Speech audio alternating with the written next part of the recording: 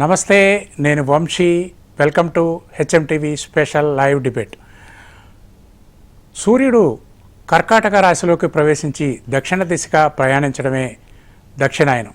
దక్షిణాయనం విశిష్టత ఏంటి? దక్షిణాయనంలో వచ్చే ప్రధానమైన పండగలేంటి? దక్షిణాయనంలో మనకి ఏమైనా ఎలాంటి పూజలు వ్రతాలు చేసుకోవాలి? ఉత్తరాయణం కంటే దక్షిణాయనం ఏ విధంగా విభిన్నమైనది?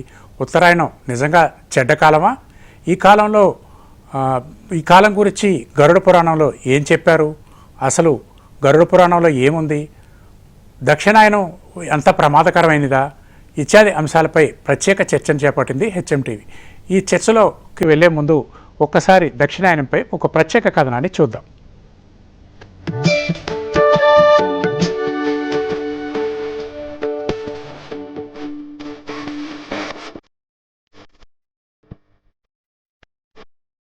హిందూ పంచాంగం ప్రకారం సూర్యుని గమనం ఆధారంగా మన మహర్షులు ఒక ఏడాది కాలాన్ని 2 అయనాలుగా విభజించారు.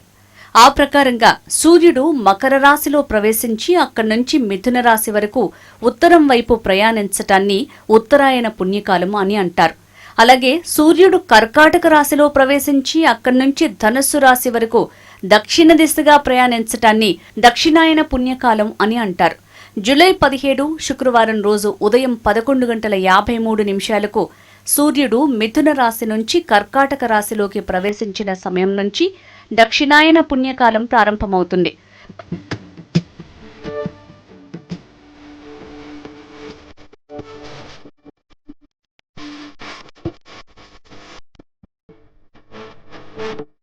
ఆషాఢమాసంలో సూర్యుడు కర్కాటక రాశిలోకి ప్రవేశించిన నాటి నుంచి దక్షిణాయన పుణ్యకాలం మొదలవుతుంది.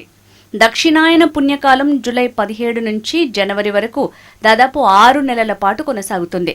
దేవతలు యోగనిద్రలోకి వెళ్తారని, ఈ సమయంలో లయకారుడైన శివుడు ఈ జగత్తుని పరిపాలిస్తాడని శాస్త్రం చెప్తోంది. ఈ సమయంలోని ఎక్కువగా పండుగలు పబ్బాలు పేరుతో దైవారాధన చేయటం వల్ల రాబోయే ఆపదల నుంచి రక్షణ కలుగుతుందని శాస్త్రవచనం.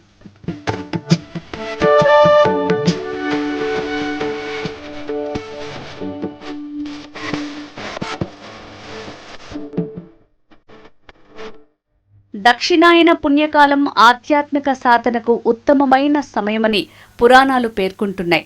హిందూ సంప్రదాయం ప్రకారం అత్యంత వైభవంగా జరుపుకునే వినాయక చవితి, దసరా, దీపావళి, సంక్రాంతి వంటి ప్రధాన పండుగలు ఈ 6 నెలల కాలంలోనే వస్తాయి. దక్షిణాయన పుణ్యకాలంలోనే వారాహిదేవిని పూజించే గుప్త వారాహి నవరాత్రులు, చాతుర్మాస దీక్షలు ప్రముఖమైనవి.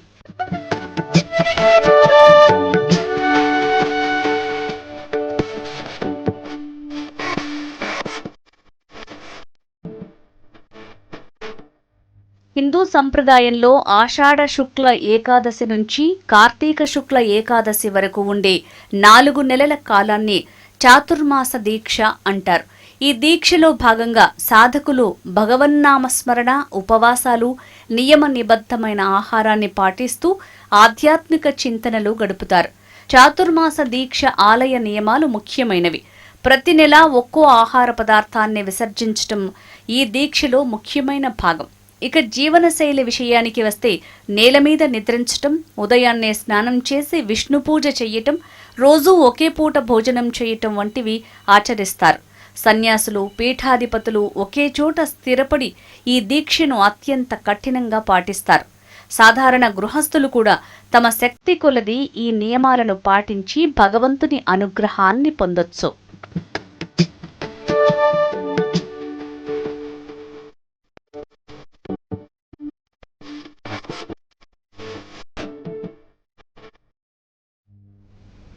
చూసారుగా దక్షిణాయన మహిమల గురించి. దీనిపై ప్రత్యేక చర్చను చేపట్టడంలో భాగంగా ఈ కార్యక్రమంలో పాల్గొనేందుకు ప్రముఖ ఆధ్యాత్మికవేత్తలు మనతో ఉన్నారు. జంజాల లత గారు ప్రముఖ ఆధ్యాత్మికవేత్త, జ్యోతిష ప్రముఖులు. అలాగే ఏపీ శాస్త్రి గారు, వీరు కూడా ప్రముఖ ఆధ్యాత్మికవేత్త, జ్యోతిష ప్రముఖులు. అలాగే మనతో అనంతరామ శర్మ గారు ప్రముఖ ఆధ్యాత్మికవేత్త ఉన్నారు. తర్వాత శివరుద్ర స్వామి గారు కూడా మనతో జాయిన్ అవుతారు. జంజాల లత గారు, మనకి ఉత్తరాయణం ముగిసి దక్షిణాయనంలోకి ఎంటర్ అయ్యాం. దక్షిణాయనం ఉండే ప్రత్యేకత ఏంటి? ఓం శ్రీ గురుభ్యో నమః. ఓం శ్రీ మాత్రే నమః. దక్షిణాయనం ప్రత్యేకత అంటే ఇందాక మీరు ఒక మొత్తం మనకి అసలు దక్షిణాయనం అంటే ఏంటి, ఉత్తరాయణం అంటే ఏంటి అనే దాని గురించి వివరణ ఇచ్చారు. ఇంకొకసారి మనం చెప్పుకుందాం. దక్షిణాయనంలో ప్రత్యేకంగా మనం చేయాల్సినవి ఏమిటి, చేయకూడనివి ఏమిటి, దీని విశిష్టత ఏమిటి. దక్షిణాయనం అనగానే సూర్యుడు కర్కాటక రాశిలోకి ప్రవేశించటం. ఈయన ఆల్మోస్ట్ మనకు ఒక 6 నెలల పాటు ప్రయాణం చేస్తాడు ధనుర్రాశి వరకు. సో ధనురాశి వరకు వెళ్ళేటప్పటికి జనవరి 15వ తారీఖు వరకు ఉంటుంది. జనవరి 15, 2027 వరకు మనం దక్షిణాయనంగా చెప్పుకుంటాం ఈ సంవత్సరానికి. మరి ఇప్పుడు ఇక్కడ ఈ సూర్యుడి గమనాన్ని బట్టి మనకి కాలాలు, అలాగే మనం చేసే అనేక ఆచార వ్యవహారాలు మనం పరిగణలోకి తీసుకుంటూ ఉంటాం. దక్షిణాయనం అనగానే ముఖ్యంగా మనకు గుర్తొచ్చేది ఆషాఢం మొదలవటమే మనకి గుప్త నవరాత్రులతోటి మొదలవుతుంది. గుప్త నవరాత్రుల నుంచి ఇక్కడి నుంచి మనకి తొలి ఏకాదశి తర్వాత నుంచి మనకి చాతుర్మాస దీక్ష, ఇంక ఇలాగ గురు పౌర్ణిమ, ఇలాగ అనేక రకాల పండుగలు మనకి వస్తూ ఉంటాయి. అయితే చాలామందికి ఉన్న అపోహ ఏంటి అనంటే ఉత్తరాయణం అద్భుతమని, అలాగే దక్షిణాయనం అనగానే ఇదంతా కూడా పితృదేవతల కార్య సంబంధాలకు సంబంధించిందని, కాబట్టి ఇక్కడ మనం చాలా వరకు ఏం చేసినా మనకి ఎటువంటి ఫలితాలు ఇవ్వవని, ఇలాంటి ఆలోచన ఎక్కువగా ప్రజల్లో ఉంది. గమనించాల్సింది ఏమిటి అనంటే దక్షిణాయనం అంతా కూడా మనం పుణ్యం పోగేసుకునే కాలం. అంటే ఒక విషయాన్ని మనం గమనించాలి. ఏదైనా సరే మనం ఒక జన్మ ఎత్తాము అనంటే ఏదో ఒక కారణంతో ఈ జన్మ ఎత్తటం అనేది జరుగుతుంది. అంటే మన కర్మానుసారంగా మన జన్మలు అనేవి జరుగుతూ ఉంటాయి. అలాగే ఇప్పుడు నడుస్తున్న ప్రతిదాన్ని కూడా ప్రారబ్ధ కర్మగానే మనం తీసుకుంటూ ఉంటాం. ఈ ప్రారబ్ధ కర్మ అనేది ఎలా వస్తుంది, పూర్వజన్మల్లో మనం చేసుకున్న మంచి చెడుని బట్టి ఈ జన్మ నిర్ధారణ జరుగుతుంది. మిగతా జంతువులు కానీ, పక్షులు కానీ, లేకపోతే ఇంకేమైనా సరే, అంటే మనుష్య జాతికి చెందనివి ఇంకెటువంటి జీవులైనా సరే, వీరి యొక్క ప్రారబ్ధ కర్మని మార్చుకునే శక్తి అంటూ ఏమీ ఉండదు. అవి పుట్టినందుకు ఆహారాన్ని సంపాదించుకుంటాయి, వాటి జీవన ప్రక్రియ ఏదైతే ఉంటుందో వాటిని కొనసాగిస్తాయి. మనుషులకి ఒక్కరికే బుద్ధి అనేది ఉంటుందన్నమాట. ఈ బుద్ధితోటి ఏం చేస్తూ ఉంటారంటే మంచి చెడు అనే ఒక విచక్షణ జ్ఞానం వీళ్ళలో కలుగుతూ ఉంటుంది. ఈ జ్ఞానాన్ని కలిగించేది ఎవరు అన్న మాట వస్తే విష్ణుమూర్తిని ఆరాధన చేస్తే మనకి జ్ఞానం కలుగుతుంది. మరి విష్ణువు ఆరాధన చేయాలి కదా అన్నప్పుడు మనం ఇప్పుడు ఇక్కడ తొలి ఏకాదశి మాట్లాడుకుంటాం. తొలి ఏకాదశికి విష్ణువు యోగ నిద్రలోకి ప్రవేశిస్తాడు అని అంటాం. విష్ణువే నిద్రలోకి వెళ్ళిపోయినప్పుడు ఇంకా ఈ సృష్టి స్థితి లయకారం అంటే ఆయన సృష్టిని అంతటిని పరిపాలన చేస్తూ ఉంటాడు. కాబట్టి పరిపాలించేవాడే నిద్రపోతే మన పరిస్థితి ఏమిటి అనే ఆలోచన మనకి ఎక్కువగా కలుగుతూ ఉంటుంది. అలాంటప్పుడు ఏంటి అనంటే మనకి శివుడు దీన్ని పరిపాలనలోకి తీసుకుంటాడు అని చెప్తూ ఉంటారు. ఇంకొక విషయం ఏమిటి అనంటే ఎప్పుడైతే మన మన బుద్ధిని అనుకరించి మనము పనులు చేయటం మొదలు పెడతామో మన కర్మ అనేది కూడా మారుతూ ఉంటుంది. కర్మని మార్చుకోవడానికి సరైన కాలం ఏమిటి అనంటే ఈ మొత్తము కూడా మనం మాట్లాడుకుంటున్న దక్షిణాయనం. ఈ దక్షిణాయనంలో కూడా ప్రముఖంగా మనము ఒక 4 నెలల గురించి మాట్లాడుకుంటూ ఉంటాం. మొత్తము కూడా ఆధ్యాత్మికంగా ముందుకు సాగేదే అయినా 6 నెలల పాటు ఇందులో ముఖ్యంగా అంటే మనకి ఫలితం వచ్చేది, అలాగే మనకి ఏమైనా సరే మన జాతక పరంగా కానీ, లేకపోతే మన కర్మలు మార్చుకోవాలని కానీ, లేకపోతే గురూపదేశం జరిగింది కాబట్టి మంత్రం సాధన చేయాలన్నా, లేకపోతే ఆధ్యాత్మికంగా మనం ముందుకు సాగాలన్నా, దీక్షతో ఉండాలన్నా, మనసును నిగ్రహించుకోవాలన్నా, ఇలాంటివి ఏవి చేయాలన్నా కూడా ఈ దక్షిణాయనంలోనే మనం చేయగలం. అంటే పవిత్రమైన రోజులుగా, ఎందుకంటే మనల్ని మనం ఉద్ధరించుకోవాలి. భగవద్గీతలో మనకు ఒక మాట చెప్పబడుతోంది, మనసు అనేదే మనకి ప్రధానం, మన శరీరానికి మనసే ప్రధానం. మన మనసు ఎటువైపు వెళ్తుంటే మన ఆలోచన, మన రీతి ఇవి రెండూ కూడా అటువైపే వెళ్తూ ఉంటాయి. మనసుని కనుక నియంత్రించుకున్నాం అనుకోండి, అప్పుడు ఆటోమేటిక్గా మనకి అనేక విషయాలలో ఒక క్లారిటీ అనేది వస్తుంది. కాబట్టి మనసుని ఎట్లా ఉంచుకోవాలి అంటే అది మనల్ని ఉద్ధరించే విధంగా ఉంచుకోవాలి. మన మనసే మనకి మిత్రుడు, అలాగే శత్రువు. కాబట్టి మనసుని మిత్రుడుగా మార్చుకోవాలి అని అనుకోండి, అప్పుడు మనం ఏం చేయాలి అంటే ఈ దక్షిణాయనం అంతా కూడా దీక్షగా పాటించాలి. అంటే మనలో ఉన్న అనేక కల్మషాలు ఏవైతే ఉన్నాయో వాటిని తగ్గించుకోవడానికి ప్రయత్నించాలి. దీంతో పాటు భగవత్ ఆరాధన గనక చేసుకుంటూ వెళ్తే అంతర్ముఖులై ఉంటాము గనక మనలో ఉన్న భగవంతుడిని మనము దర్శించుకోవడానికి మనకి అనుకూలత అనేది కూడా కనపడుతుంది. చాలా అద్భుతమైన విశ్లేషణ అందించారండి శాస్త్రి గారు. మనకి కీలకమైన గరుడ పురాణం చాలా విశిష్టమైనది. గరుడ పురాణం దక్షిణాయనం గురించి కొంచెం వివరించింది. ఇది చాలా కష్టకాలం అని వివరించింది. ఏం చెప్పింది గరుడ పురాణం? ముందుగా హెచ్ఎంటీవీ ప్రేక్షకులకు శుభాకాంక్షలు. ఓం శ్రీ గురుభ్యో నమః. మహాగణాధిపతి నమః. ఉత్తరాయణం దక్షిణాయనం అని 2 భాగాలుగా మనం అనుకున్నట్లయితే కనుక పగలు రాత్రి కింద అహోరాత్రాల కింద దాన్ని మనం విడదీసి చూసుకోవాల్సిన అవసరం ఉంటుంది. దక్షిణాయనం అంతా కూడా పగలు అనుకున్నట్టయితే మనం ఇక్కడ గమనించాల్సింది ఏంటంటే ఈ దక్షిణాయనం అంతా కూడా ఎక్కువ కాలం మనకి పండగలు పబ్బాలు వచ్చి కర్మకాండ ఇవన్నీ చేయడానికి అవకాశం ఎక్కువగా కనిపిస్తుంది. అదే గరుడ పురాణంలోకి వచ్చినట్టయితే కనుక ఈ కర్మకాండకి సంబంధించిన విషయాలు చాలా చెప్పుకొచ్చారు. గరుడ పురాణంలో మొట్టమొదటి అధ్యాయంలో ఏం చెప్తుందంటే లైఫ్ ఆఫ్టర్ డెత్, అంటే మనిషి కాలం చేసిన తర్వాత ఆ వ్యక్తి యొక్క ప్రయాణం ఎలా ఉంటుంది, ఏ మార్గాల నుంచి ప్రయాణిస్తారు, ఆ ప్రయాణించే సమయంలో మనకి ఏ రకమైనటువంటి సమస్యలు వస్తుంటాయి, ఏ రకమైన అడ్డంకులు వస్తుంటాయి, ఇవన్నీ కూడా గరుడ పురాణంలో మీకు ప్రస్తావిస్తారు. అయితే గరుడ పురాణంలో చెప్పేది, గరుడ పురాణం అని ఎందుకు చెప్పారంటే ఈ గరుడు విష్ణుమూర్తి నుంచి తెలుసుకున్నటువంటి విషయాలన్నీ కూడా గరుడ పురాణంలో వస్తాయి. ఈ గరుడ పురాణంలో చెప్పినప్పుడు విషయాలన్నీ కూడా ఏంటి, అక్కడ యమధర్మరాజు ఈ కర్మకాండకి సంబంధించినవన్నీ నిర్ణయించి అక్కడికి తను అక్కడే నిర్ణయించి ఆ స్వర్గానికి తీసుకెళ్లాలా, శిక్ష విధించాలా, నరకానికి తీసుకెళ్ళాలి అనేది అక్కడ నిర్ణయం అవుతుందన్నమాట.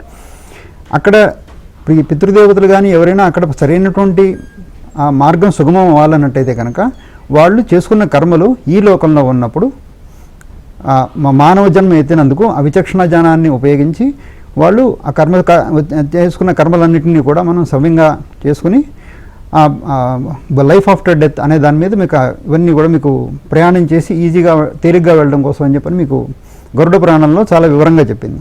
అయితే ప్రత్యేకించి ఈ దక్షిణాయనంలో భాద్రపద మాసంలో వచ్చే మహాలయ పక్షాలు అనేది 15 రోజులు పితృతిథులనే వస్తాయన్నమాట. ఎక్కడైతే ఏ సందర్భంలో అయినా సరే మనకి కర్మకాండ చేయలేని, పితృకార్యాలు చేయలేని సందర్భం ఏమైనా వచ్చినట్లయితే కనుక ఆయా తిథుల్లో ఆయా వ్యక్తులు వారి పెద్దలకి ఈ సమయంలో మనం ఈ కర్మకాండ ఈ దక్షిణాయనంలో చేయడానికి మనకి అవకాశం ఉంటుందన్నమాట. అంటే పర్టికులర్గా ఈ గరుడ పురాణంలో ఈ దక్షిణాయనం గురించి ప్రస్తావన ఉంది, దాని గురించి మీరు ఇక్కడ గరుడ పురాణంలోనండి మనకేం చెప్తారంటే ఇందాక వారు అన్నట్టుగా లైఫ్ ఆఫ్టర్ డెత్ గురించి మాట్లాడుతున్నా, ముఖ్యంగా దక్షిణాయనం అనగానే ఇందాక నేను ఒక మాట అన్నాను, చాలా భయంకరమైన కాలము, లేకపోతే మనకి ఏమైనా అనారోగ్యాలు ఉంటాయి, లేకపోతే మనకి ఏదైనా మనకి ఎక్కువగా ఇబ్బందులు కలిగే మాసాలుగా అంటే ఆయనంగా మనం చెప్పుకుంటూ ఉంటాం. ఇందులో ఏమిటి అనంటే దక్షిణాయనంలో వాతావరణంలో అనేక మార్పులు వస్తూ ఉంటాయి. వర్షాకాలంతో మొదలవుతుంది. వర్షాకాలంలో మొదలైనప్పుడు మనకి భాద్రపద మాసం లేకపోతే శ్రావణ మాసం వచ్చేటప్పటికి నదులన్నింటిలోనూ కూడా కొత్త నీరు వచ్చేస్తుంది. అంటే ఈ నీరు కూడా ఎలా వస్తుందండి, అనేక ప్రాంతాల నుంచి వస్తూ ఉంటుంది. అనేక రకాల జంతువులు కూడా ఈ నీళ్ళలో కొట్టుకొస్తూ ఉంటాయి. ఎందుకని ఏమవుతూ ఉంటుందంటే వాతావరణంలో మార్పు రావటం, రైతులు వాళ్ళు ఈ పొలాల చుట్టూ తిరగటం, ఇలాగ అనేక రకాలుగా మనకి వాతావరణంలో మార్పుతో పాటు మన పద్ధతుల్లో కూడా మార్పులు కనపడుతూ ఉంటాయి. ఇక్కడ ఏం జరుగుతూ ఉంటుందంటే ఈ కాలం అంతా కూడా ఇలాగ మార్పులు ఉండటం వలన అనారోగ్య సమస్యలు అనేవి ఎక్కువగా కలుగుతూ ఉంటాయి. అనారోగ్య సమస్యలు కలగటం వలన మనకి ఎక్కువగా మృత్యువు అనేది కూడా కలుగుతూ ఉంటుంది. అంటే ఇక్కడ ఏంటి, సమయానికి మందులు మాకు అందకపోవచ్చు, లేకపోతే అనేక రకాల కారణాలు అవ్వచ్చు. ఇప్పుడు వర్షాకాలం తర్వాత మనకి మనకి అనేక రకాల కాలాలు వస్తూ ఉంటాయి కనుక ప్రతి కాలంలోనూ కూడా ఏదో ఒక అనారోగ్య సమస్య, క్రిమికీటకాల వలన ఇబ్బందులు, బాధలు ఇలాంటివి కలుగుతూ ఉంటాయి గనక వీటి వలన మనుషులు ఎక్కువగా ఇబ్బంది పడుతూ ఉంటారు గనక ఈ ఇబ్బందులు పడటం అనేది కనపడుతోంది.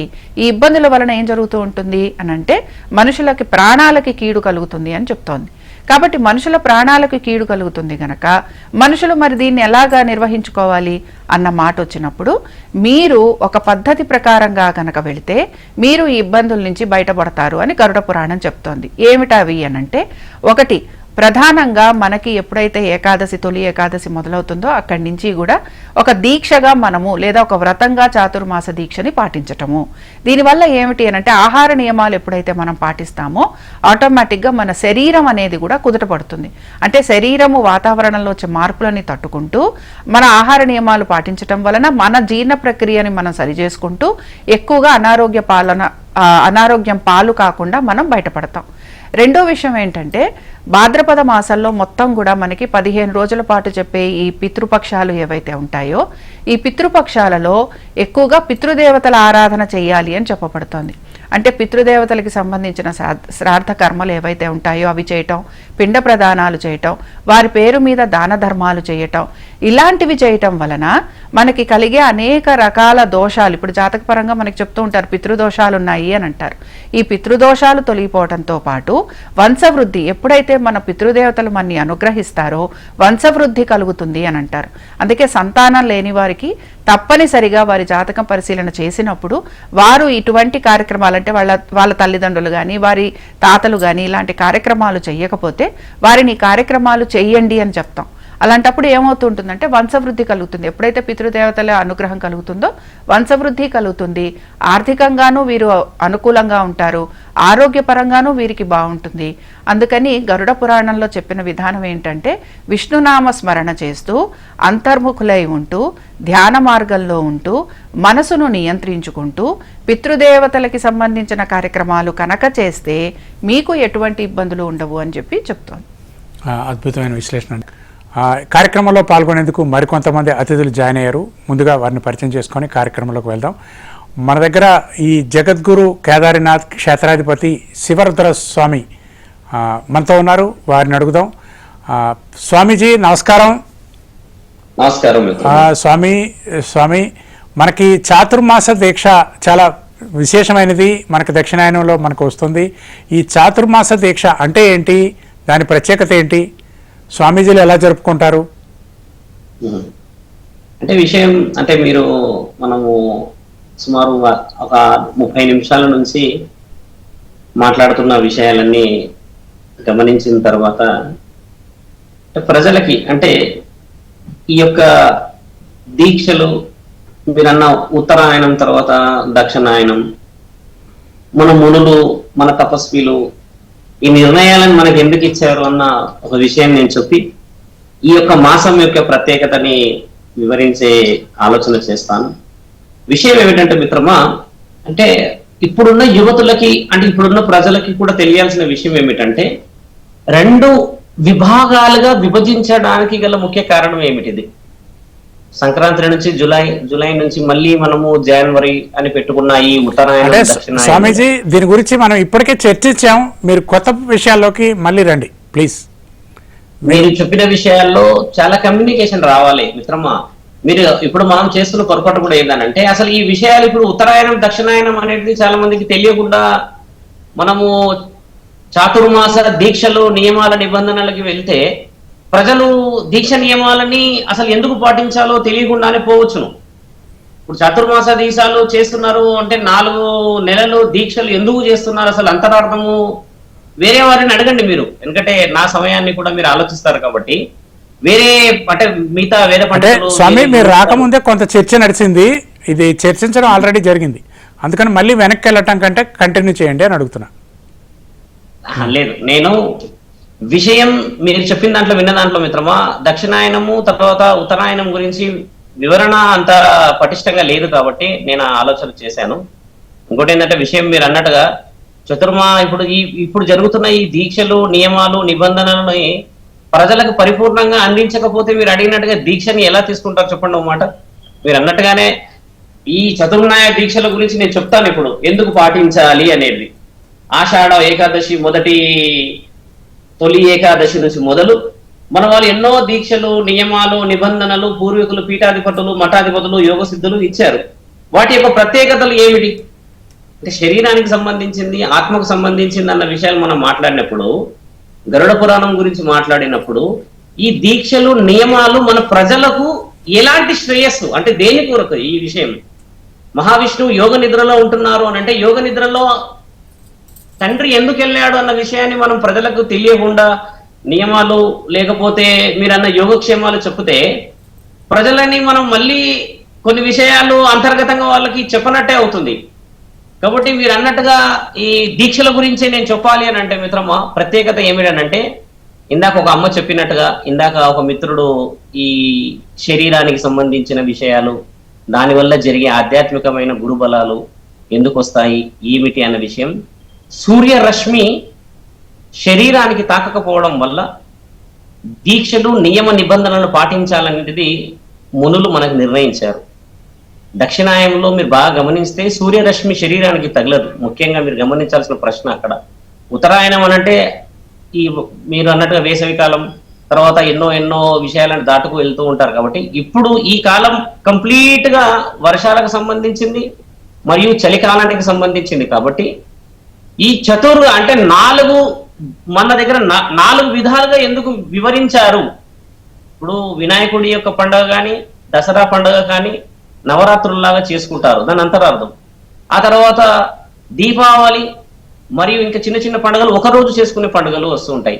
అంటే ఇన్ని వివరించడానికి గల ముఖ్యమైన కారణం ఏంటంటే జగత్కారకుడు మహావిష్ణువు యోగ నిద్రలో ఉన్నప్పుడు భక్తులు నిజంగా నిజమైన దీక్షలని పాటిస్తున్నారా లేదా అనే ప్రశ్నని మునులు తపస్సులు తండ్రి ఒకరోజు మాత్రమే నిద్రిస్తాడు. ఇక్కడ మనకు 4 నెలలుగా పరిగణించబడుతుంది.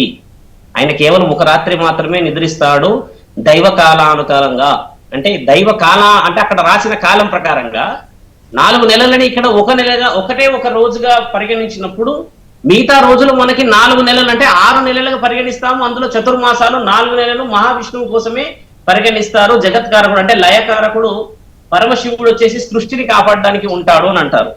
ఒక రాత్రి సమయాన్ని మహావిష్ణువు ఇవ్వడం చేత మనము దీక్షలని పాటించాలి అని అన్న ఉద్దేశాన్ని మునులు మనకి ఎందుకు ఇచ్చారని అంటే, ఒకసారి శరీరం ఆరోగ్య పరిస్థితి కోల్పోతున్న సందర్భాన్ని ధూప దీప నైవేద్య మరియు ప్రకృతికి సంబంధించిన కొన్ని మైక్రో లెవెల్ ఆఫ్ అంటే ఇప్పుడు వర్షం పడ్డప్పుడు వచ్చే కొన్ని అనారోగ్య సమస్యలన్నింటి దృష్టి రీత్యా మితిమీరిన ఆలోచనలు మాంసాహారమే కానీ లేకపోతే ఇంకేదైనా భోజనానికి సంబంధించిన కానీ అతిగా తినడం చేత జీర్ణశక్తి మీద లేకపోతే శరీరంలో కొన్నిటిపైన ప్రభావం చూపిస్తుందని చెప్పేసి నియమాలని మన పెద్దలు మనకు కుదిర్చారు.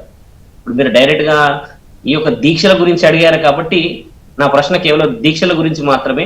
దీని అంతరార్థం నేను కొంచెం ఒక 15 నిమిషాలు లేట్ జాయిన్ అయినాను, లేదంటే మొదటి నుంచి వివరించేవాడిని. ఈ దీక్షల యొక్క ప్రత్యేకత ఏంటంటే మానవ శరీరాన్ని పరమాత్ముడి యొక్క చరణాలకి పరమాత్ముడు యోగ నిద్రలో ఉన్నప్పుడు వెళ్ళడము. అంటే ఆయన ఉన్నప్పుడు మీరైనా ఆలోచించండి, మీరు ఉన్నప్పుడు మీరు మానిటరింగ్ చేస్తున్నప్పుడు ఒక వ్యక్తి పనిచేస్తున్నాడు అని అంటే అది వేరు.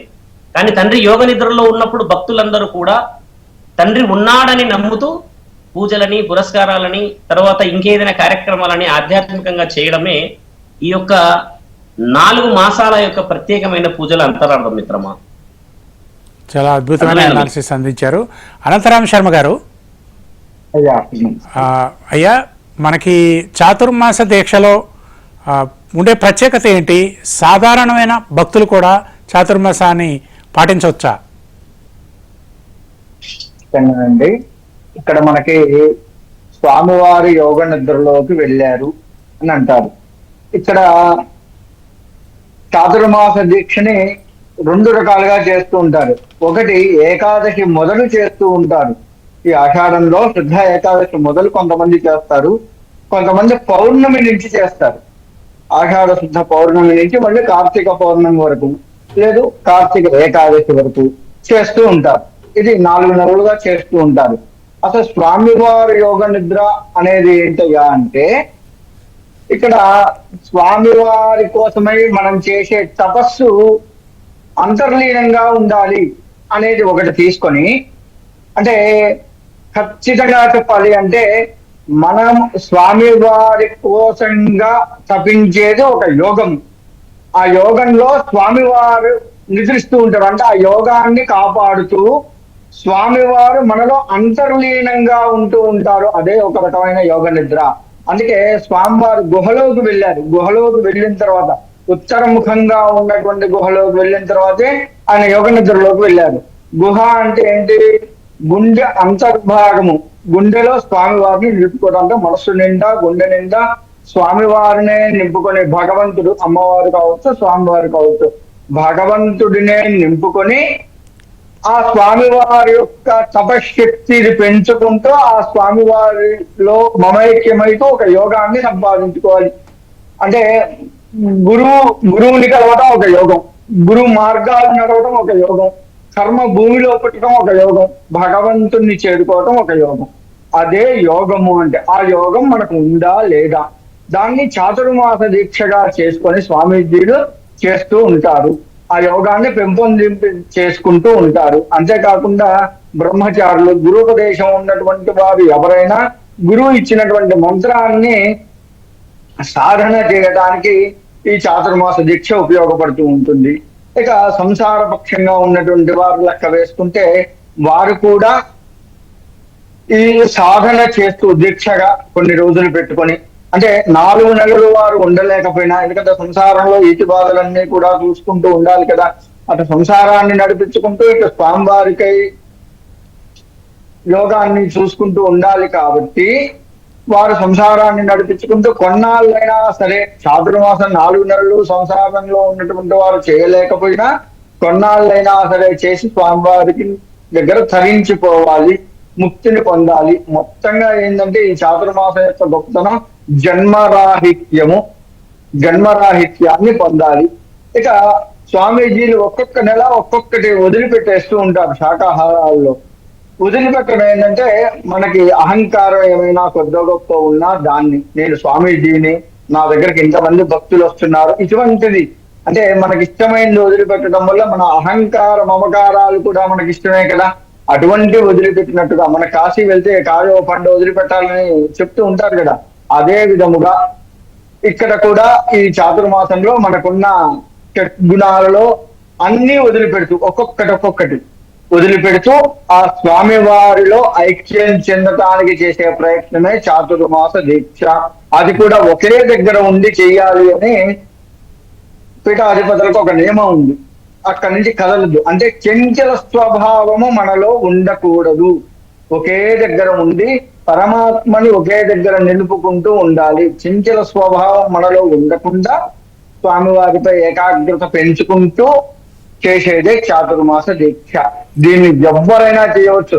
చివరికి మన వివాహం అయ్యి చక్కగా మనవళ్ళు మనవరాళ్ళు వచ్చిన తర్వాత వాళ్ళు సన్యాసానికి వెళ్ళిపోతూ ఉంటారు, కొంతమంది వానప్రస్థానానికి వెళ్తూ ఉంటారు. అటువంటి వానప్రస్థానానికి వెళ్ళాలి అనుకున్నటువంటి వారికి కూడా ఈ చాతుర్మాస దీక్ష అమోఘంగా ఉపయోగపడుతుంది. వానప్రస్థానంలో అందరినీ త్యజిస్తారు, ఇక కొడుకులు కూతుర్లు మనవళ్ళు మనవరాళ్ళు ఇవన్నీ త్యజించి. అద్భుతంగా వివరించారు అనంతరామ శర్మ గారు, ధన్యవాదాలు. జంజాలత గారు, మనం వారాహి నవరాత్రులు ఈ కాలంలో జరుపుకుంటుంటాం. వారాహి నవరాత్రులు అనగానే ఎందుకంత ప్రత్యేకం? వారాహి నవరాత్రులు ఎలా జరుపుకోవాలి? అమ్మవారికి ఉండే ప్రత్యేకత ఏంటి? ఇక్కడ మనం ఒక చిన్న శ్లోకంతో మొదలు పెడదాం. యాదేవి సర్వభూతేషు శక్తి రూపేణ సంస్థిత, నమస్తస్యై నమస్తస్యై నమస్తస్యై నమో నమః. అన్ని జీవుల్లోనూ కూడా శక్తి రూపిణిగా ఉన్నది ఎవరు అని అంటే అమ్మవారే. మనం చాలా క్లుప్తంగా చెప్పుకుందాము. ఇక్కడ వారాహిదేవి ఎలా ఉంటుంది అని చెప్పి దుర్వాస మహాముని ఏం చెప్పారు అనే దాని గురించి. ఈవిడకి వారాహి ముఖం కలిగినది, అలాగే కిరీటంలో చంద్రవంక ధరించినది, కలువ పువ్వుల లాంటి ఎర్రటి కన్నులు కలిగినది, దీంతో పాటు కరుగుతున్న బంగారం ఎలా ఉంటుందో ఆ ఒక రంగుతోటి మెరిసిపోయేది, సంధ్యాకాంతులలో ఉండే ఆ ఎర్రటి రంగు ఏదైతే ఉంటుందో అలాంటి రంగు చీరను ధరించినది, చేతిలో ముసలము హలము ధరించి ఆవిడ ఉంటుంది అని చెప్తూ ఉంటారు. అర్థం చేసుకోవాల్సింది ఏంటంటేనండి, ఆషాఢ మాసంలోనే గుప్త నవరాత్రులు ఎందుకు చేసుకుంటున్నాం? ఇప్పుడు మొత్తం కూడా మనకి సంవత్సరంలో 4 నవరాత్రులు వస్తాయి. అందులో ఈ మాఘమాసంలోనూ తర్వాత ఈ ఆషాఢంలో వచ్చే నవరాత్రులనే మనం గుప్త నవరాత్రులు అంటాం. మిగతా 2 నవరాత్రులని కూడా మనం చాలా ఆనందంగా కూడా జరుపుకుంటాం. చాలా ఆడవారు కూడా చాలా బాహటంగా బయటికి వచ్చి మంచిగా సహస్రనామాల నుంచి అన్ని చదువుకుంటూ ఉంటారు. గుప్తము అనేటప్పటికి ఏంటంటేనండి, అంతర్ముఖులై ఉండాలి. ఇప్పుడు మొత్తం మనం దక్షిణాయనం మాట్లాడుకున్నా కూడా అక్కడ విష్ణుమూర్తి ఆరాధనే అవనివ్వండి, అమ్మవారి ఆరాధనే అవనివ్వండి, ఇప్పుడు మనకి ఇక్కడ తెలంగాణలో బోనాలు కూడా జరుగుతాయి. ఇక్కడ చెప్పే విషయం ఏమిటి అనంటే, మీరు అంతర్ముఖులై ఆ భగవంతుడు మీలోనే ఉన్నాడు, ఆ భగవంతుడిని మీరు తెలుసుకోండి అని చెప్పటం. భగవంతుడు సర్వాంతర్యామి, భగవంతుడు అన్ని చోట్ల ఉన్నాడు, ఇది అందరికీ తెలిసిందే. కానీ భగవంతుడు యోగ నిద్రలో ఉన్నాడు, లేకపోతే అమ్మవారు మీలోనే శక్తి స్వరూపిణిగా ఉంది. దీన్ని మనం ఎలా కనుక్కుంటాం? దానికి సంబంధించి ఏదో ఒక సాధనా మార్గాన్ని వెతుక్కోవాలి. అలాగే వారాహిదేవి ప్రత్యేకత ఏమిటి అనంటే, తనకున్న కోరలతోటి భూమిని చీల్చి ఆవిడ నలుగురికి, అంటే ఇక్కడ ఏంటి, ప్రపంచానికి అంతటికీ కూడా ఆహారాన్ని ఇస్తుంది అని చెప్తూ ఉంటారు. అందుకని ఏ జీవి ఎలా ఉన్నా సరే, అంటే అక్కడ పశుపక్షాదులు అవ్వచ్చు, చెట్లు అవ్వచ్చు, చామలు అవ్వచ్చు, మనుషులమే కావచ్చు, ఎలాంటి రూపాల్లో ఉన్నా కూడా వారాహిదేవి సమస్త ప్రాణికి ఆహారాన్ని కలిగిస్తుంది. అందుకనే ఆవిడ సప్తమాతృకల్లో ఒక మాతృక అయింది. ఇంకొక విషయం ఏమిటి అనంటే ఈ కోరలతోటి చీల్చటము అనంటే మనలో ఉన్న అజ్ఞానాన్ని తొలగించి జ్ఞానం వైపు తీసుకెళ్ళటం. దీని అర్థాన్ని మనం ఇలా అర్థం చేసుకోవాలి. రెండో విషయం ఏమిటి అనంటే భూమి నీళ్లలో మునిగిపోయినప్పుడు యజ్ఞవరాహ స్వామి వారిలో శక్తి స్వరూపునిగా ఉంటూ ఆవిడ ఆ భూమిని పైకి తెచ్చింది అని కూడా మనం అర్థం చేసుకుంటూ ఉంటాం. అంటే ఏ జీవిలో అయినా కూడా శక్తి రూపిణిగా ఉండేది ఎవరు అంటే వారాహిదేవి. మరి వారాహిదేవి ఎలా ఉద్భవించింది? అమ్మవారి కుడి భుజం నుంచి ఉద్భవించింది. కుడి భుజం ఎప్పుడు కూడా ఎక్కువ శక్తి కలిగి ఉంటుంది. అందుకనే ఈ వారాహిదేవిని దండనాథ అంటూ ఉంటారు. అంటే ఈవిడ ఏం చేస్తూ ఉంటుందంటే కిరి చక్ర రథారూఢ దండనాథ పురస్కృత. అంటే కిరి చక్రము, కిరి అనంటే ఈ వారాహి రూపము గల చక్రము. ఇందులో ఈవిడ అధిష్ఠించి ఈవిడ సైన్యంతో ఈవిడ దండనాథలాగా అంటే సైన్యాధ్యక్షురాలుగా ఈవిడ యుద్ధానికి వెళ్ళింది. ఎవరిని చంపడానికి? బండాసురుడిని చంపడానికి అమ్మవారు బయలుదేరినప్పుడు ఈవిడ అమ్మవారితోటి బయలుదేరింది. బండాసురుడితో పాటు బండాసురుడి నుంచి కూడా 2 రాక్షసులు వచ్చారు. అందులో ఈవిడ విసుక్రుడు అనేవాడిని సంహరించింది. ఇక్కడ మనం గమనించాల్సింది ఏమిటంటే మొత్తం 9 రోజులు కూడా మనలో ఉన్న అజ్ఞానాన్ని, అశాంతిని, కోపాన్ని, దీంతో పాటు మనలో ఉండే అన్ని రకాల కల్మషాలు ఏవైతే ఉన్నాయో వాటన్నిటినీ తొలగించుకోవడానికి ప్రయత్నించాలి. ఇవన్నీ ఏ రకంగా తొలుగుతాయి అని అంటే అమ్మవారి ఆరాధన చేయటం వలన తొలుగుతాయి. అమ్మవారిని పొద్దున సాయంత్రం 2 పూట్ల పూజించాలి. అలాగే అమ్మవారికి సంబంధించి అనేక సందేహాలు ఉన్నాయి. ఆల్రెడీ మనం పంచమి తిథిలో ఉన్నాం కాబట్టి ఏంటంటే అష్టమి ఇప్పుడు ఎవరైనా చెయ్యలేని వారు ఉంటే వారు సప్తమి, అష్టమి, నవమి తిథుల్లో చేసుకోవచ్చు. ఇంకా మాకు సప్తమి తిథి కూడా కుదరదు అంటే అష్టమి, నవమి, ఇంకా కుదరదు అంటే నవమి తిథి అమ్మవారిని చక్కగా పూజించుకోవచ్చు. 12 నామాలు చదువుకోవచ్చు. అమ్మవారిని పూజించటం వలన నాకేం కలుగుతుంది? మీకు ఎటువంటి సమస్యలున్నా సమస్యలన్నీ తొలగిపోతాయి. అంటే జ్ఞానము వస్తుంది, వైరాగ్యము వస్తుంది, ఆశించిన ధన కనక వస్తువాహనాలు వస్తాయి, భూ సంబంధమైన విషయాలలో అనుకూలత వస్తుంది, సొంత ఇల్లు కావాలన్నా లేకపోతే భూమికి సంబంధించి ఏమైనా లిటిగేషన్స్ ఉన్నా ఇలాంటివన్నీ క్లియర్ అవుతాయి. దీంతో పాటు మానసికంగా కలుగుతున్న భయము, అశాంతి ఇవి తొలగిపోతాయి. ముందర మనుషులు మనం ముందుకు సాగాలి అని అంటే మన మనసులో ఉన్న ఈ భయాన్ని తొలగించుకుంటే తప్పనిసరిగా మనం అనుకున్నవన్నీ కూడా సాధించగలం. కాబట్టి నవరాత్రుల్లో అమ్మవారి ఉపాసన చేయలేము అంటే మనకి గురువుల ఉపదేశం లేదు, మంత్రం లేదు అనుకున్నవారు అమ్మవారి 12 నామాలు చదువుకుంటే కూడా అత్యద్భుతంగా ఆ 12 నామాలు వజ్రంలాగా మన చుట్టూ పనిచేస్తూ మన్ని సరైన నిర్ణయాలు తీసుకునే విధంగా ఉంచుతూ మనము మంచి దారిన వెళ్లేందుకు సహకరిస్తుంది. చాలా అద్భుతంగా వివరించారండి శాస్త్రి గారు. మనకి ఆషాఢ మాసం ఈ దక్షిణాయనంలోనే అమ్మవారి పూజకి ఎక్కువ ప్రాధాన్యత ఉంది. కారణం ఏంటి? అమ్మవారిని మనం శాకాంబరిగా పూజిస్తాము, మన తెలంగాణలో బోనాలని సమర్పిస్తాము. ఇంకా ఇదే కాలంలో తర్వాత మనం దసరా నవరాత్రులు కూడా ఉంటుంది. అమ్మవారి పూజకు ఉండే ప్రత్యేకత ఏంటి? అమ్మవారు శక్తి స్వరూపిణి, ప్రకృతి స్వరూపిణి. దక్షిణాయనంలోకి వచ్చేటప్పటికి ఏంటంటే పూర్తిగా వాతావరణ మార్పులు విపరీతంగా జరుగుతుంటాయి. వర్షాకాలాన్ని వర్ష ఋతువు, శరద్ ఋతువు. ఈ వర్షాకాలంలో ఈ ప్రకృతి అంతా మార్పులు జరుగుతూ ఉంటుంది కాబట్టి ఎక్కువగా ఈ అమ్మవారిని ఎక్కువ పూజించడం అనేది ఒక ఆచారంగా మొదటి నుంచే వస్తుంది. వారాహి నవరాత్రుల గురించి ఆ రోజు ప్రస్తావించాం కాబట్టి మనం శరన్నవరాత్రుల గురించి మనం ప్రస్తావించుకున్నాం. శరదృతువులో అంటే మనకి ఆశ్వయుజ శుద్ధ పాడ్యమి నుంచి మొదలుపెట్టి నవమి వరకు నవరాత్రులు జరుగుతాయి. విజయదశమి దశమి నాడు విజయదశమి చేసుకుంటాం. ఇందులోనే మనకి త్రిరాత్రి వ్రతం, సప్తమి నుంచి సప్తమి, అష్టమి, నవమి ఈ 3 రోజులు త్రిరాత్రి వ్రతం చేసుకుంటాం. ఇలాగే ఇందులో మనకి బాల పూజ చేసుకుంటారు, కన్యా పూజ చేసుకుంటారు, తర్వాత మీకు చండీ పారాయణ చేసుకుంటారు, చండీ యోహం చేసుకుంటారు, దుర్గా సప్తశతి, ఇలాంటి రకరకాల పూజలు, వ్రతాలు ఇవన్నీ కూడా చేసుకుంటూ ఉంటారు. ఈ నవరాత్రులు అనేవి వసంత నవరాత్రులతో అంత ప్రసిద్ధి చెందింది మనకి శరన్నవరాత్రులు. ఇవి ప్రత్యేకంగా మనకి ఆశ్వీజ మాసంలో వస్తాయి. ఆషాఢ మాసంలో వచ్చేది వారాహి నవరాత్రులు, అలాగే గుప్త నవరాత్రులు. గుప్త నవరాత్రుల్లో వచ్చేటప్పటికి ఏమవుతుందంటే వారాహి నవరాత్రులు అంతా కూడా బహిర్ముఖంగా మనకి ఎక్కువగా జరుగుతూ ఉంటుంది. ఇందాక లలిత గారు చెప్పినట్లుగా వారాహి గుప్త నవరాత్రుల్లో పూర్తిగా అంతా నిశ్శబ్దంగా, మౌనంగా ధ్యానం చేస్తూ, తపస్సు చేస్తూ, అంతర్ముఖంగా ఆత్మసాక్షాత్ కోసం ప్రయత్నం చేస్తూ ఆ సమయంలో కూడా అమ్మవారికి పూజ చేసుకోవచ్చు. కానీ అంతా నిశ్శబ్దంగా నడుస్తుంటుంది, ప్రశాంతంగా నడుస్తూ ఉంటుంది అన్నమాట. మోక్షం కోసం ఎక్కువగా ప్రయత్నం ఇందులో ఈ సమయంలో ఎక్కువగా చేస్తూ ఉంటారు. శరన్నవరాత్రుల్లోకి వచ్చేటప్పటికి ఆఖరి రోజుని మీకు నవరాత్రులన్నీ పూర్తయిన తర్వాత దశమి నాడు, విజయదశమి నాడు అమ్మవారికి పూర్ణాహుతి కానీ చండీ హోమం కానీ చేసుకుని మీకు అక్కడ దాంతో మీకు నవరాత్రులు పూర్తవుతాయండి. చాలా అద్భుతమైన విశ్లేషణ అందించారు శాస్త్రి గారు. స్వామీజీ, శివస్వామీజీ నమస్తే. స్వామీజీ, మనకి ఈ కాలంలో కొన్ని ఆరోగ్య నియమాలను మన పెద్దలు సమకూర్చారు. దీని వెనక ఉండే శాస్త్రీయ కోణం ఏంటి? పెద్దలు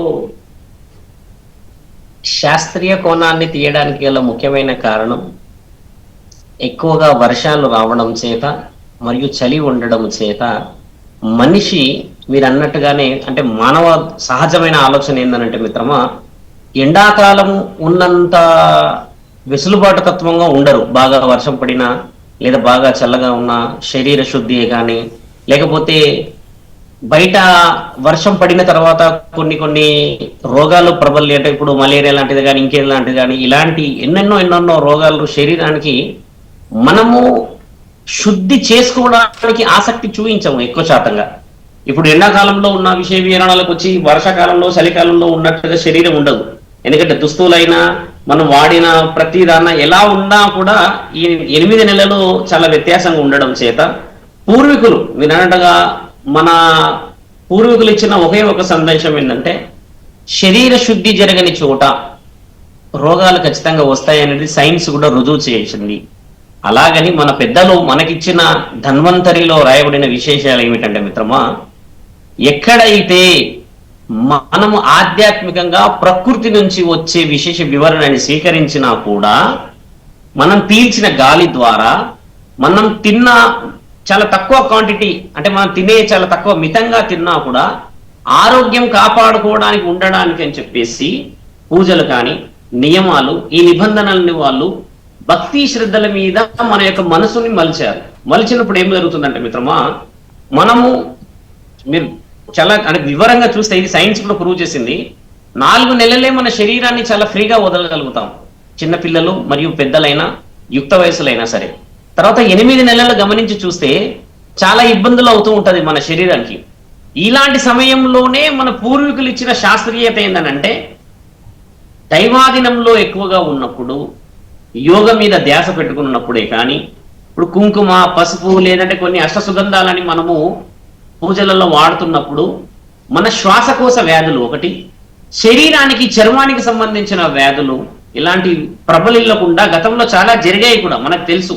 ఈ రోజు సికింద్రాబాద్ లో ఉజ్జయిని మహంకాళి అమ్మవారు ఎందుకు వెలిశారు 200 సంవత్సరాల క్రితం అనే విషయం మీ అందరికీ తెలిసినదే. కాబట్టి అలాంటి ఎన్నెన్నో జరగడం చేత రానున్న ఆధునికమైన ప్రపంచంలో ఈ నియమాలు నిబంధనలు పాటించాలని చెప్పేసి ధన్వంతరి పుస్తకంలో చాలా వివరంగా రాశారు. మనని ఎలా మనం ఆధ్యాత్మికంగా కాపాడుకోవాలి, కేవలం ఆధ్యాత్మికంగానే ఎందుకు కాపాడుకోవాలి అన్న విషయాన్ని కూడా వారు ఎలా వివరించారంటే పూర్వీకులు తపస్వికులు, శరీరాన్ని మనం ఎప్పుడైతే అదుపు తప్పే విధముగా మన కార్యకలాపాలను నిర్ణయించుకుంటామో అప్పుడు ఖచ్చితంగా రోగాల పాలవుతాం.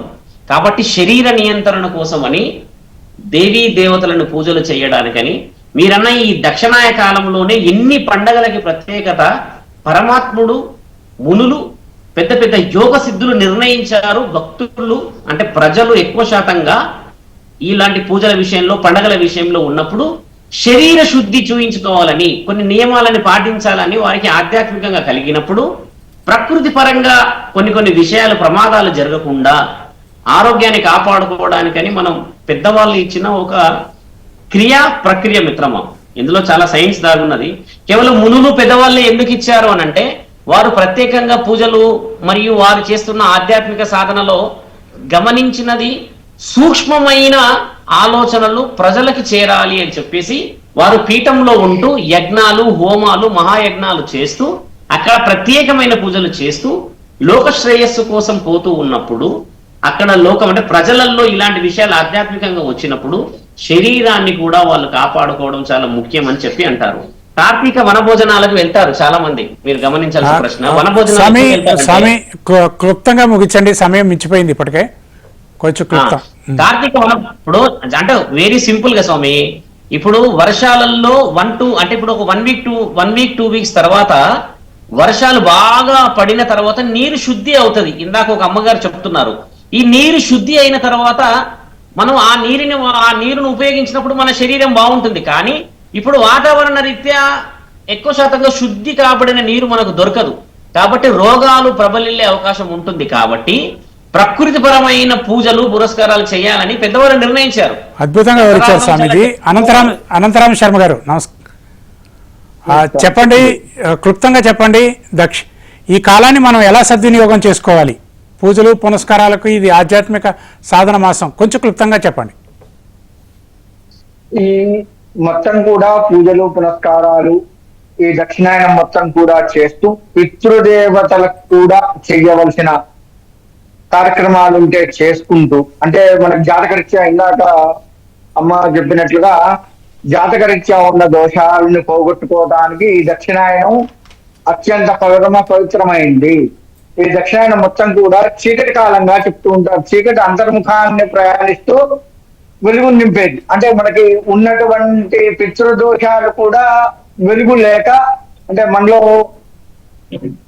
ఎటువంటి దారి చూపించకుండా వంశాభివృద్ధి కాకుండా చేస్తూ ఉంది. కాబట్టి ఆశ్లేషాబలి ఇటువంటి పితృదోషాలకు సంబంధించి చేసుకుంటూ, అంతే విధంగా జన్మరాహిత్యాన్ని పొందడం కోసంగా దేవీ దేవతల పూజలు చేసుకుంటూ హోమాలు చేసుకోవడం వల్ల వాటిలో అనేక రకాలైనటువంటి ద్రవ్యాలు వేస్తాం కాబట్టి సుగంధ ద్రవ్యాలు, తద్వారా శ్వాసకోశ సంబంధిత వ్యాధులు కూడా నశింపజేసుకుంటూ ఆరోగ్యంగా జీవించే విధంగా మనకు పెద్దలు పెట్టారు. కాబట్టి అటువంటి హోమాలు, ధ్యానాలు, పితృకు సంబంధించిన దోషాలు ఉంటే తీసేసుకుంటూ ఈ దక్షిణాయనం మొత్తాన్ని కూడా మనం సద్వినియోగం చేసుకుంటూ ఉండాలి. చాలా అద్భుతంగా వివరించారు లత గారు. ఒక క్లుప్తంగా వివరించండి.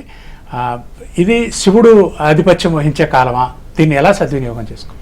శివుడు ఆధిపత్యం అని కాదు కానీ శివాయ విష్ణు రూపాయ అని చెప్పి మనకి చెప్తూ ఉంటారు కదా. శివుడే విష్ణువు, విష్ణువే శివుడు, వీరిద్దరూ ఒకటే.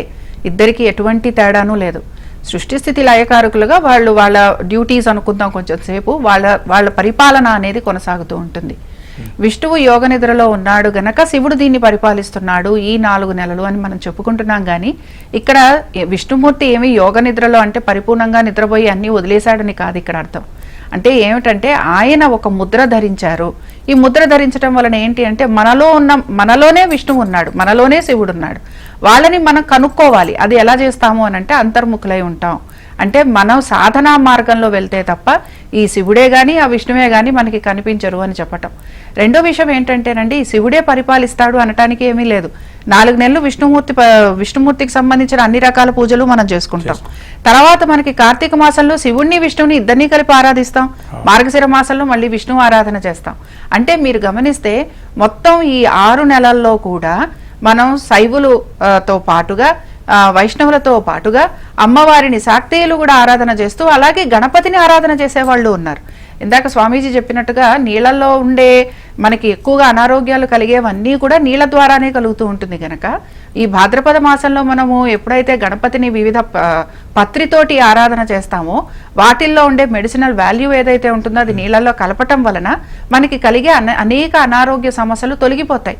అంటే ఒక రకంగా మన ఆయుర్వేద శాస్త్రం అదే చెప్తుంది. మనం కూడా ప్రజల హితవు కోరి ఇలాంటివి అంటే పండుగలే అవనివ్వండి, దీక్షలే అవనివ్వండి, లేకపోతే ఎటువంటివైనా సరే దేవతల పేరుతోటి లేదా దేవతలకి మనం పనులు చేయటం ద్వారా వారికి ఇష్టమైనవి.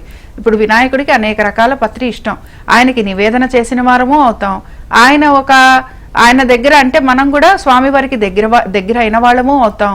దీంతో పాటు మన చుట్టూరు ఉన్న మనుషులకి కూడా హితం చేసిన వాళ్ళం కూడా అవుతూ ఉంటాం. చాలా అద్భుతమైన వివరణ అండి. ఏపీ శాస్త్రి గారు చివరిగా చెప్పండి, ఒక మాటలో చెప్పండి, సమయం అయిపోయింది. ఇది పూర్తిగా ఒక సమాజం అందరూ కలిసికట్టుగా చేసుకుని సమైక్యతా భావంతో వ్యక్తిగతంగా కావచ్చు, కుటుంబపరంగా, సామాజికంగా, దేశవ్యాప్తంగా చూసుకున్నట్టయితే కనుక కలిసి ప్రకృతికి అత్యంత దగ్గరగా ఉండి చేసుకునేటువంటి అన్ని కార్యక్రమాలు దక్షిణాయనంలో వస్తున్నాయండి. చాలా అద్భుతమైన వివరణ అండి. ఇది ఇవాటి ప్రత్యేక కార్యక్రమం. దక్షిణాయనం చాలా విశిష్టమైనది. ఈ కాలాన్ని మనం సద్వినియోగం చేసుకుంటే శివకేశవుల ఇద్దరి అనుగ్రహం మనకు లభిస్తుంది. ఇది ఇవాటి ప్రత్యేక కార్యక్రమం. ఈ కార్యక్రమంలో పాల్గొన్న జంజాల లత గారికి, ఏపీ శాస్త్రి గారికి, శివస్వామి గారికి, అనంతరామ శర్మ గారికి ప్రత్యేక నమస్కారాలు. ఇది ఇవాటి ప్రత్యేక కార్యక్రమం. మరో కార్యక్రమంలో మళ్ళీ కలుద్దాం. అంతవరకు సెలవు. నమస్తే.